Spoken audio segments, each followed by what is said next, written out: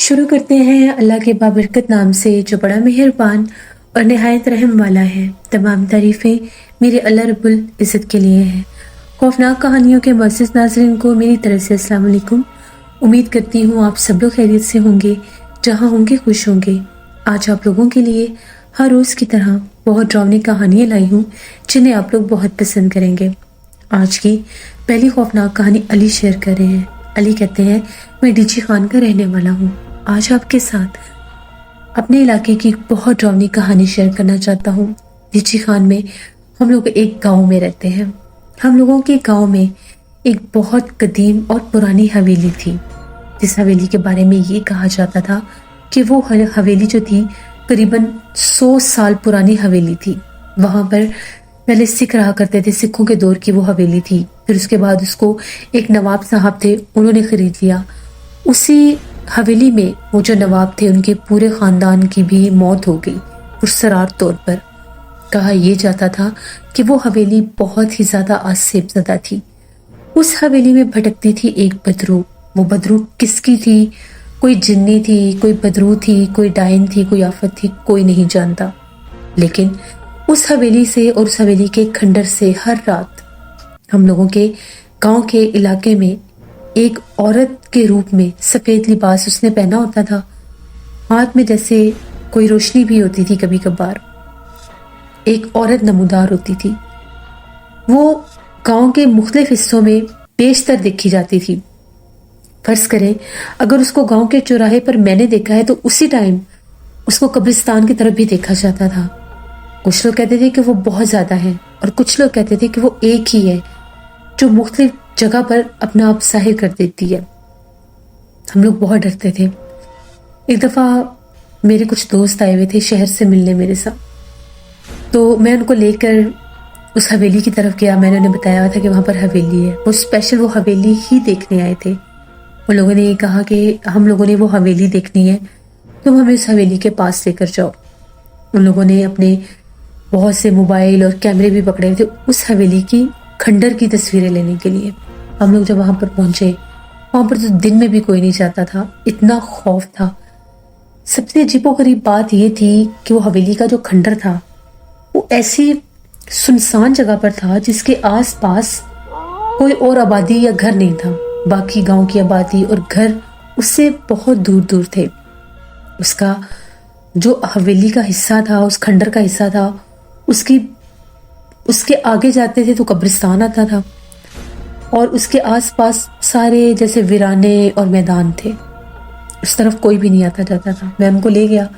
मैंने उन्हें कहा कि शाम होने से पहले पहले हमने यहाँ से निकलना है, तुम लोगों के पास 2-3 घंटे हैं, यहाँ पर देख लो। वो लोग पहले दूर से तस्वीरें बनाते रहे। उनमें से 2 दोस्त थे मेरे। मैंने उन्हें बहुत मना किया कि अंदर नहीं जाना खंडर के, इससे दूर रहना है, ये जगह बहुत हसेबज़दा है। उन लोगों ने कहा कि हम लोग दूर ही हैं। वो लोग बिल्कुल उन खंडरों के पास चले गए और उनकी तस्वीरें बनाने लगे। यहाँ तक कि उसके सामने भी खड़े होकर उन लोगों ने तस्वीरें बनाई। एक दोस्त था हम लोगों का, उसने हमें पता नहीं लगने दिया, तो कहीं वो उस खंडर के अंदर चला गया। हम लोगों को यही था कि शायद दूसरी तरफ से जाकर तो वो तस्वीरें ले रहा होगा। अभी 5 मिनट भी नहीं गुजरे थे, हमें बहुत भयानक चीखें सुनाई देने लगी। हम लोग जब उसकी तरफ भागे तो वो खंडर से बाहर भाग रहा था और ये कह रहा था यहाँ से जल्दी निकलो। मैंने इस चीज को देखा है। तो हम लोगों ने उससे पूछा कि क्या हुआ तुम्हें। हम लोग उस खंडर से भागते भागते काफी आगे एक ग्राउंड में आ गए। उसने कहा कि मैंने तुम लोगों को पता नहीं लगने दिया, मैं तस्वीरें बनाता बनाता बिल्कुल उस खंडर के अंदर चला गया था। तो वहां पर एक दीवार के साथ कुछ सीढ़ियों ऊपर जा रही थी। तो जो ही मैं 3-4 सीढ़ियों पर ऊपर चढ़ा तो सामने एक औरत खड़ी थी सफेद लिबास में। उसने बड़े गुस्से से मुझे कहा कि यहाँ से चले जाओ वरना मैं तुम्हें अभी मार दूंगी। वो बहुत भयानक थी। उसका बहुत काला स्याह चेहरा था। उसके माथे से जैसे खून भी बह रहा था। बहुत लंबे बाल थे। बस उसको देखने की देर थी, मुझे तो होश ही नहीं रही और मैं इतनी तेजी से नीचे भागा हूं। मैंने से कहा कि तुम्हें मैंने मना किया था कि खंडर के अंदर मत जाना, यहाँ पर वो मखलूक रहती है। अब तो ये बात जैसे बिल्कुल वाज़े हो चुकी थी कि दिन के टाइम भी वो यहीं पर रहती है। हम लोग अभी उन खंडरात से इतने दूर नहीं गए थे, हमें इस तरफ से इतनी खौफनाक आवाज़ें सुनाई देने लगी। आवाज़ें ऐसी थी जिस तरह से कोई बकरा बोलता है, जैसे कोई ढेरों बकरे हैं, बकरों का जैसे कोई रेवड़ होता है, वो इतनी डरावनी आवाज़ें निकाल रहे हैं जिस तरह से बकरे को ज़बह करने लगते हैं तो आवाज़ें आती हैं। बस वो आवाज़ें सुनी हम लोगों ने, हम लोग वहाँ से भाग गए। उसके बाद मेरे दोस्त कभी भी मेरे गांव में नहीं आए। वो इतना डरते हैं, आज भी डरते हैं। आज भी जब ये बात होती है तो वो बहुत थर थर काँपते हैं। एक दफ़ा ऐसा हुआ, एक शाम की बात है, मैं अक्सर हम लोगों के गांव में तंदूर था, वहाँ से रोटियां लगवाने जाता था। तो मैं एक दफ़ा तंदूर पर गया तो वहाँ पर बहुत ज़्यादा रश था। तो मैंने सोचा कि अभी तो यहाँ पर बहुत ज़्यादा रश है, चलो मैं अभी अपने दोस्त की तरफ से हो आता हूँ, आधे घंटे बाद आके रोटियां ले जाऊँगा। वो जो तंदूर पर रोटियां लगाने वाली अम्मा थी, मैंने नहीं कहा कि ये आटा रख ले, तो मैं आधे घंटे में आके रोटियां ले लूँगा। उसने कहा कि ठीक है तुम जाओ। मैं चला गया, मैं अपने दोस्त के साथ गया तो मेरा दोस्त बाइक पर कहीं जा रहा था। उसने कहा कि आओ ज़रा वो फलानी जगह पर जाना है, कोई काम है। मैंने उसे कहा कि ठीक है। हम दोनों बाइक पर थे, पता नहीं उसे क्या सूझी, उसके साथ जहन में क्या आया क्या नहीं, उसने बाइक जो था खंडर की तरफ घुमा दिया। मैंने उसे कहा कि उस तरफ किधर जा रहे हो, तुम्हें पता नहीं वो जगह कैसी है। उसने कहा कि ये जो तुम मेरे हाथ में देख रहे हो ना, ये सारा सदके का गोश्त है। वो अपनी बहन के घर पहले गया, उसकी बहन की शादी हुई थी, वहां से उसने वो सदके का गोश्त दिया और वो खंडर की तरफ फेंकने जा रहा था। मैंने उसे कहा भाई तुमने मुझे ये बात नहीं बताई थी, मुझे तो यहीं पर उतार दो, मुझे बहुत डर लगता है। उसने कहा कुछ नहीं होता, तुम आओ तो सही। रात 7 बजे का टाइम, गाँव में वैसे भी ये टाइम बहुत जल्दी, जैसे लोग घरों में चले जाते हैं, सुनसान हो जाती हैं जगह। उसने कहा कुछ नहीं होता, हमने अंदर नहीं जाना, हमने बस करीब करीब ही फेंक के आ जाना है। अब मैं काफ़ी ज़्यादा उसके साथ आगे निकल आया था, मैं उतर भी नहीं सकता था। जिस टाइम हम लोगों ने वो गोश्त फेंका सदके का, अभी हम लोगों ने वो बैग थ्रो ही किया था, पूरी तरह से बाइक टर्न भी नहीं किया था। एकदम से हम लोगों ने जब बाइक टर्न किया तो हम लोगों के सामने सफ़ेद कपड़ों वाली एक औरत खड़ी थी। बिल्कुल नॉर्मल सा चेहरा था, कोई माथे से खून भी नहीं निकल रहा था, रंग बहुत काला था। तो वो ऐसे खड़ी होकर ना हमें देख रही थी हमसे थोड़ी दूर ही। हम लोगों ने बाइक तेज़ी से निकाला। अभी हम लोग 1 सेकंड में उससे बाइक निकाल कर उसको क्रॉस करके तो मेन सड़क की तरफ आए, जहाँ से हमने अपने गांव में जाना था, आबादी की तरफ।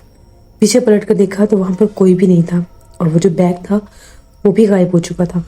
हम लोगों के गांव में अक्सर बड़े बुजुर्ग इसके बारे में बात किया करते थे। शुरू शुरू से हमें ये बातें बताई गई थी कि वहाँ पर उस खंडर में एक भटकती बदरू रहती है जो औरत के रूप में बाहर निकलती है। वो बदरू उसको इसलिए कहते थे कि सफ़ेद लिबास में होती थी, हो सकता है वो चुड़ैल हो सकता है वो जिन्नी हो। तो फिर जब हम लोग वापस आए अगले दिन, मुझे इतना सब बुखार हो गया। अम्मी ने पूछा कि तुम कहाँ गए थे, ये वो, मैंने उन्हें सारी बात बताई। तो मेरे दादाजी पास ही बैठे थे। दादाजी ने कहा कि गांव के लोग बहुत बड़ी गलती करते हैं जो उस तरफ जाकर गोश्त फेंक कर आते हैं।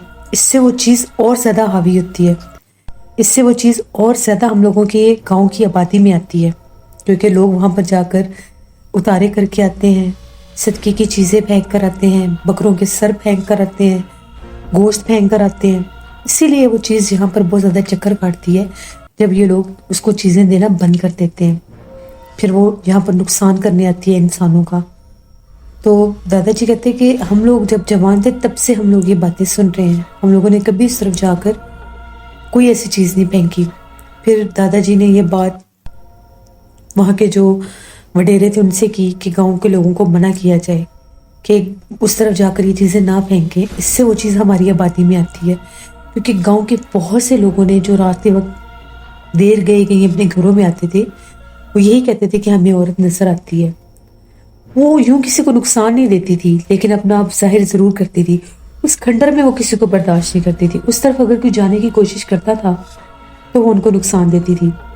शुरू शुरू में जब वो हवेली ख़त्म हुई, जब वहाँ पर कोई रहता नहीं था, तो अक्सर जैसे चोर होते हैं दूसरे गांव के, तो वो चोरी करने की घर से जब जाते थे तो वहाँ से वो कोई चीज़ नहीं उठा सकते थे। जब भी वो कोई चोरी करने की घर से चीज़ उठाते थे, वो मखलूक उन पर हमला कर देती थी।